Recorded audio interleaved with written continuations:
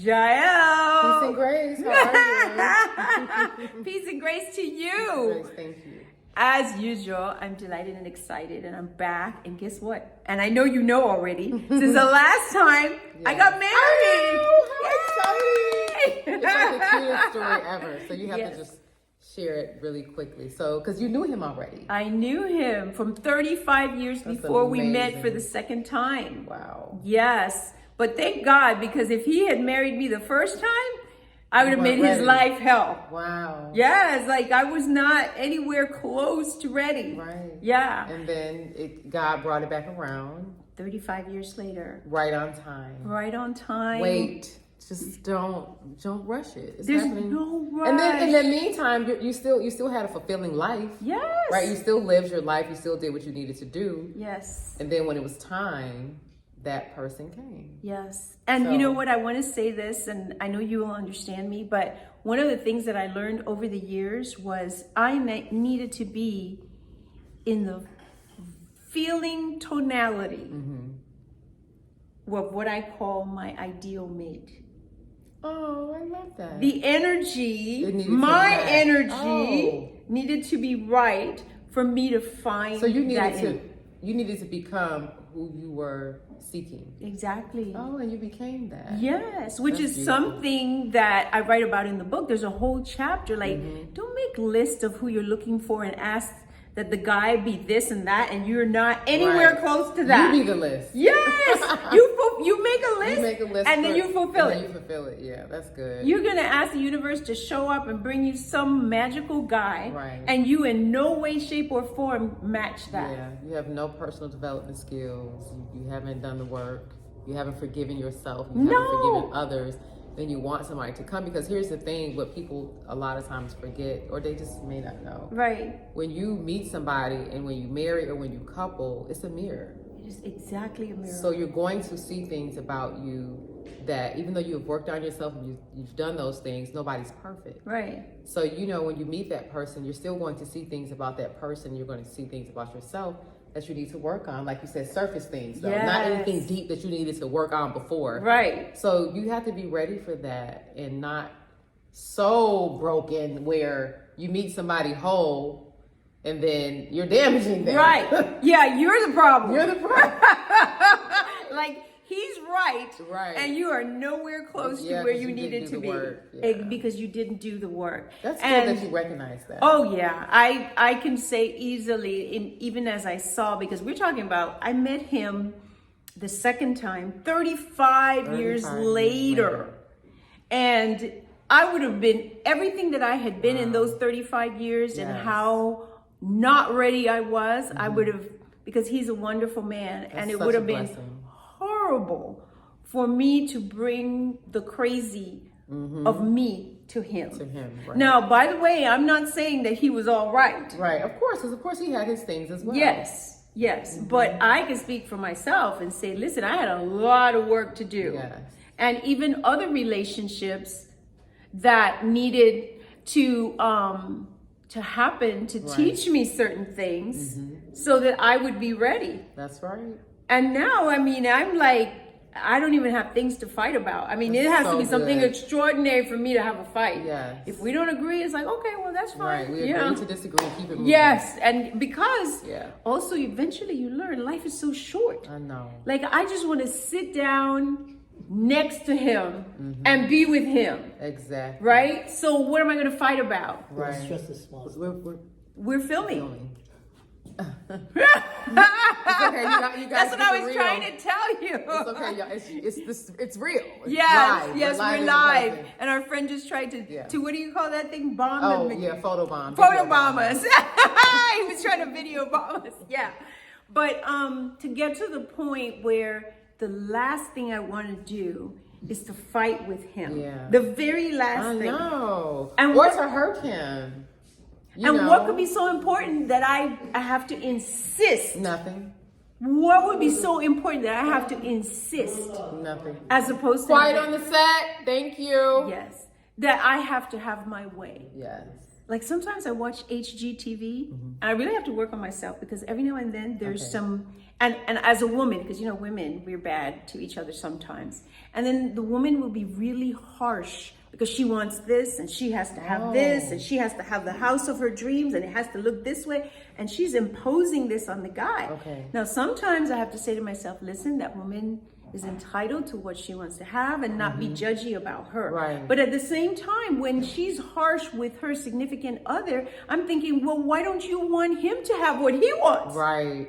And I'll come up with a happy medium. Exactly. Yeah. It's not just about us. It's not. And of course, the man is supposed to try to make you happy, but that doesn't mean that you have to crush his soul to get what you want. Yeah, because he needs to be happy too. They always say happy wife, happy life, which is true. Yes. But also you want the husband to be happy as well. Both of you all should be happy. Yes. And we know another person cannot make you happy. So let's start there though. No. Wait a minute. We're not saying that because no one can make you happy. That's an inside job. Yes. What we're saying is you want to bring peace. You want your partner to bring peace, and you all want to be peaceful together and make your life better, and not necessarily in material ways, of course. If he has money and all that, and that's wonderful. Yes. But it's supposed to be you can sit down and be in a room and be in peace. Yeah, that's so important. That's it. Just be in peace. That's it. So you guys know I've written a book. It's called For the Love of My Father, and it's a spiritual guide. Yay! It's a spiritual guide for women healing from the absence of a father.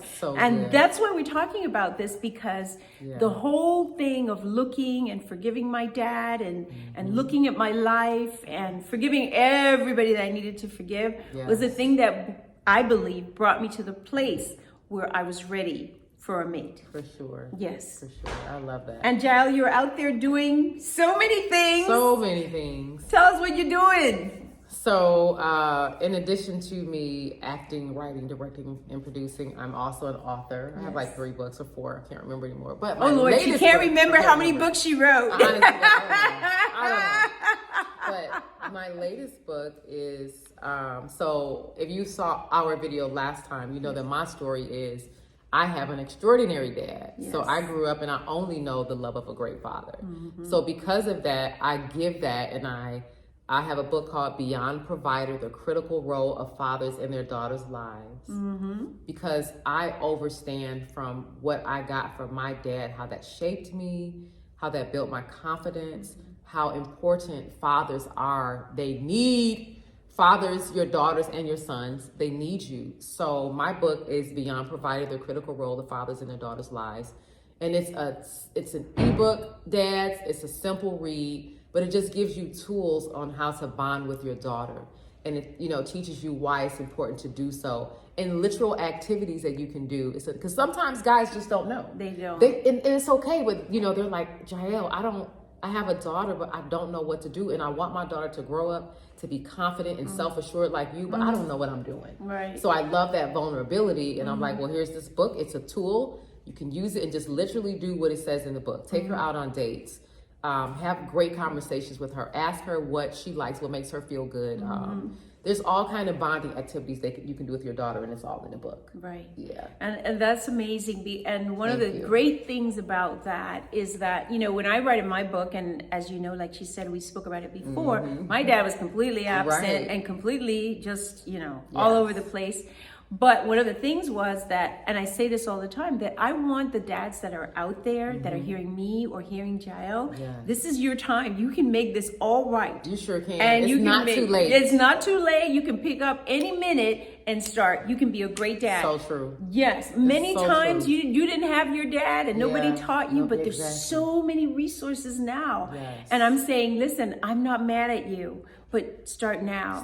Because you can make the difference. And your daughter, you don't want to watch your daughter suffer. Exactly. That's the worst thing. Oh my gosh. To watch your children suffer. And you can make a difference. And you can make, the difference in making your daughter just like an amazing human being that you can watch. Yeah. That's, you have the power. It's life changing. It's just like I was telling Olivia, I was telling her that I've always had gray hair since I was a child. Yes. Remember, I told her, I said, I remember being like 6 and I had like on my temple, like a gray strand on each temple. And I had to be like 6 or 7. And I asked my dad, I said, Dad, why do I have gray hair? You know, I knew that gray hair was like older people. Right. And my dad said, because you're so wise. And what did you say to that? I You said, were that's like, awesome. Yeah. I wish my dad had said one simple little, you know what that means? Because my dad could have said anything, like, you know, like, genetics, I don't know, or you're going to gray early. Yes. But he used that and he said something very positive that I still remember to this day. Yes. So that's the power of your words. Yes. Because you're planting seeds with your words. That I thought was so precious. It's precious to think. In other words, you know what her dad was saying? There is nothing wrong with you. There's nothing wrong with you. And that hair just says how wonderful you are. Which, by the way, you see this T-shirt? It says, I don't have to be wonderful, perfect to be wonderful. Because your dad, as a dad, that's what you're telling your daughter. You don't have to be perfect, but you're wonderful anyway. Just the fact that God made you, you are good. Yeah. And you have the power to make the difference in your daughter's life. I know, they really do. We know as moms that we're superhumans. Yes. And we are like, but dad, so are you. Like, absolutely. You're superheroes just like moms are. So yes, just take your place. Please take your place. It's not too late. Yes, jump in there. That's good, Olivia. Yes. Because sometimes if dads have not been there, and it doesn't matter how old your daughter is. Yes. Right? That doesn't matter. Oh my God. Because at any point. You wouldn't have cared at what age your dad said to you, Olivia, I love you. I think you're amazing. I didn't know to say that then. Right. But I want you to know for the rest of your life that you are, right? So dads, it's never too late to do that. Yes. Ever. Don't feel guilty. Don't do that. Let go of the shame. Yes. And start now. Jump in now. Yeah. And if you're somebody who your daddy hasn't done that, this is what I say to you. You know what I say to myself? God is my daddy. Because my dad's passed away. So you might not be able to get it. So I just want you to know that your dad is an intermediary between God and you. He brought you in, but God's always there. Always. So never fear, God is there. Yeah, I love that. That's so good. So everybody, we just took a minute to say some things. I'm in Atlanta, and of course I had to see my girl Jael, who, by the way, is in charge of this beautiful makeup. And you know me, I'm Olivia S. Benson, and this is... and I'm Jael the Great, so everything is my name, Jael. She'll have it below. Yes. But everything is Jael the Great, at Jael the Great, jaelthegreat.com. So yeah, purchase our books. Yes. Purchase Amazon. Yeah.